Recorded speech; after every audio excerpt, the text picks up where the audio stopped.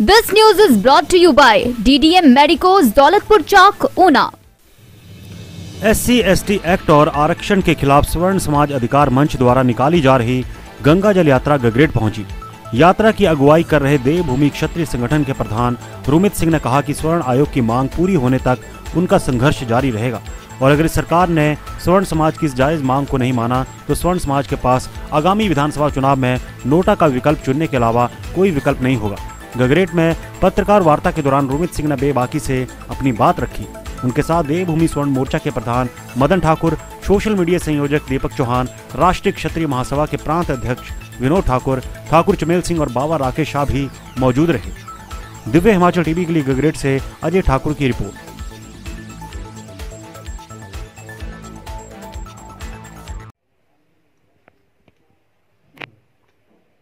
जिला ऊना में भी धारा 144 लागू की गई थी। अनुसूचित जाति के जो लोग हैं वो ये आरोप लगा रहे हैं कि उनके अधिकारों को कुचलने के लिए यात्रा निकाली जा रही है। जी देखिए, सबसे पहली बात मैं इन लोगों को ही मैं बहुत बहुत बधाई देना चाहता हूँ और दिल की गहराइयों से मैं पूरे संगठन की ओर से, पूरे हिमाचल प्रदेश के स्वर्ण समाज की ओर से इनको बहुत बहुत धन्यवाद कहना चाहता हूँ कि आज देवभूमि क्षत्रिय संगठन देवभूमि स्वर्ण मोर्चा की समस्त टीम का कद इन लोगों ने इतना बढ़ा दिया कि हम लोग जो मेहनत कर रहे थे कि जहाँ पर देवभूमि क्षत्रिय संगठन देवभूमि स्वर्ण मोर्चा पहुंचा जिला ऊना में, और जिला ऊना में धारा 144 लगाने की आवश्यकता पड़ गई, तो हमारा जो समाज था जहाँ तक हम लोग नहीं पहुंच पा रहे थे वो समाज हमारा जागृत होकर, और जिस प्रकार ऊना में हमारे लोगों ने कल शक्ति प्रदर्शन किया है, जिस प्रकार से हमारी यात्रा को रोकने का प्रयास किया है, मुझे लगता है कि मकबूल जवाब हमारे लोगों ने अन्य वर्गों को दिया है। जहां पर अधिकारों के हनन की बात आती है, स्वर्ण आयोग गठन की मांग है।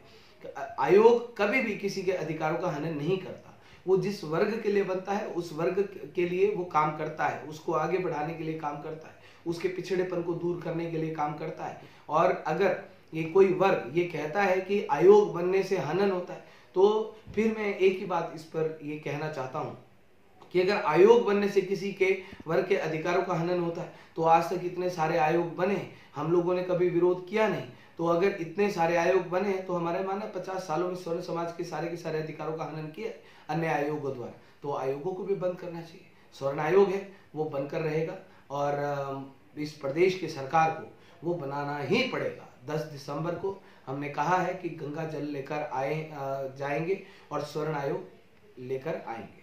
10 दिसंबर कोई विशेष दिन है? 10 दिसंबर ही चुनाव 10 दिसंबर को हम लोगों ने विधानसभा सत्र का पहला दिन है, जिस दिन तपोवन में विधानसभा बैठ रही, 68 के 68 विधायक वहां पर एकत्रित हो रहे। दूसरा उसके साथ मानवाधिकार जो आयोग उस दिन दिवस है, इंटरनेशनल मानवाधिकार दिवस है, तो उस दिन जितने भी ये सारे के सारे लोग मानवाधिकार की बात करते हैं और मानवाधिकार को कहते हैं कि मानवाधिकार के अंतर्गत सभी के सभी लोगों के अधिकारों की बात की जाती है, तो हमें दिखाना चाहते हैं पूरे देश को, पूरी दुनिया को दिखाना चाहते हैं जब इंटरनेशनल मानवाधिकार दिवस है कि आज तक देश में रहने वाले स्वर्ण समाज के लोगों का आज तक हमेशा हनन हुआ है, उनके अधिकारों को आज तक समाप्त किया गया है, हमारे वर्ग की आज तक हमेशा प्रताड़ना की गई। हमारी सुध लेने वाला आज तक कोई नेता नहीं था, हमारी सुध लेने वाला आज तक कोई पार्टी नहीं थी, स्वर्ण समाज का भी मुद्दा नहीं था, लेकिन इस हिमाचल स्वर्ण आयोग बनने तक जारी रहेगा संघर्ष। अब DDM मेडिकोज से सस्ते दामों पर खरीदे दवाइयाँ। नगर पंचायत दौलतपुर चौक के बस स्टैंड पर खोला मेडिकल स्टोर। नगर पंचायत दौलतपुर चौक के बस स्टैंड में DDM मेडिकोज के नाम से नया मेडिकल स्टोर खुल गया है, जिससे अब मरीजों को अपनी ब्रांडेड दवाइयाँ लेने हेतु दूर दराज के क्षेत्र में नहीं जाना पड़ेगा। बी फार्मेसी के क्षेत्र में बेहतर कार्य कर रहे DDM संस्थान ने अब दवाइयों के रिटेल व्यवसाय में उतरकर जनता को बेहतर तोहफा दिया है। DDM मेडिकोज के संचालक आशीष शर्मा ने बताया कि उनके मेडिकल स्टोर में ब्रांडेड दवाइयां उपलब्ध हैं और ग्राहक बाजार से सस्ते दाम पर दवाइयां खरीद सकते हैं। उन्होंने बताया कि उनके स्टोर में अंग्रेजी एवं देसी दवाइयों के अलावा पशुओं की दवाइयां भी उपलब्ध हैं, जिसके लिए ग्राहक नगर पंचायत दौलतपुर चौक के बस स्टैंड में पहुंचकर संपर्क कर सकते हैं। संपर्क करने के लिए डायल करें 8219396612।